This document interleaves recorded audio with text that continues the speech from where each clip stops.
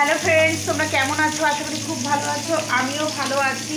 তো এদিকে আমি মাছ বসিয়েছি, বাটা মাছ রান্না করব।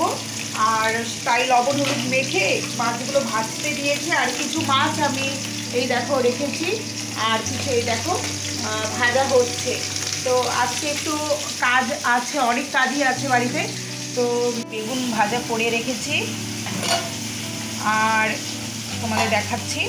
এই দেখো ফুলকপি, শিম, আলু, বেগুন, আলু এইসব দিয়ে একটা চচ্চড়ি বানিয়েছি। তো চটজলদি রান্না টান্না সারবো, সেরে দৌড়াদৌড়ি পালা। দেখো আমার ডুগু শুয়ে আছে, আমি ওকে এখনও উঠাইনি, কারণ ডুগুর দুদিন থেকে সর্দি জ্বর এসেছে। কালকে হসপিটাল ওকে দেখিয়ে নিয়ে এসেছি।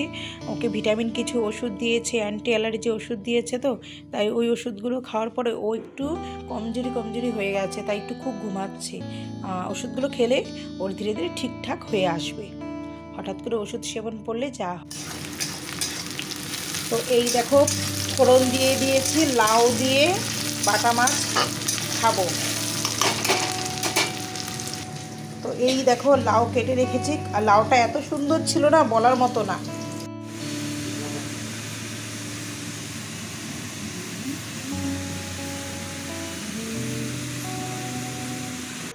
তো বন্ধুরা, আমি এখন চলে এসেছি ক্লিনিকে, কারণ এখানে আমি ব্লাড দেব।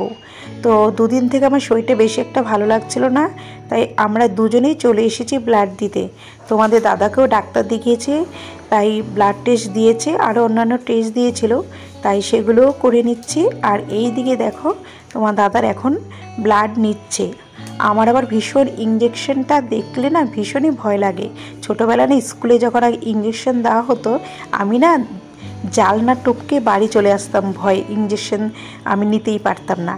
তো যাই হোক না কেন, এখন তো রোগের পালা, দিন যাচ্ছে, রোগ বেড়েই যাচ্ছে লোকের, তাই এখন ইঞ্জেকশন তো নিতেই হবে সেই ভয়ে।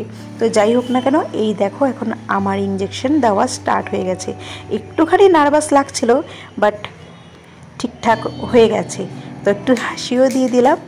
আর রিপোর্টটা আসবে বলল পরের দিন সকালবেলা। যাই হোক না কেন, রিপোর্টটা আসলে পরে ডাক্তারবাবুকে দেখিয়ে নেব। তো যাই হোক বন্ধুরা, টাটা।